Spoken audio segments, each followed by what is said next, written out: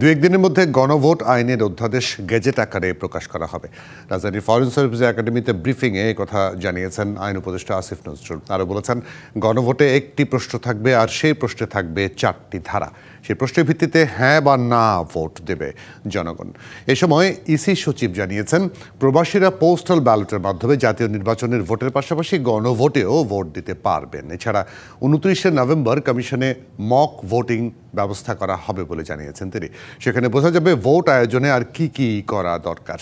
এটাকে গেল 13ই নভেম্বর জাতির উদ্দেশ্যে দেওয়া ভাষণে প্রধান উপদেষ্টা অধ্যাপক ডক্টর মোহাম্মদ ইউনূস ফেব্রুয়ারির প্রথমার্ধে ত্রয়োদশ জাতীয় সংসদ নির্বাচন আয়োজন করার কথা জানান এবং একই দিনে গণভোট সহ নির্বাচন করার কথাও জানিয়েছেন।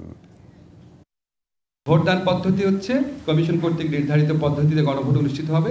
গণভোটের প্রশ্নতে হা না সুযোগ ঘরে কমিশন কর্তৃক সংসদ নির্বাচনের জন্য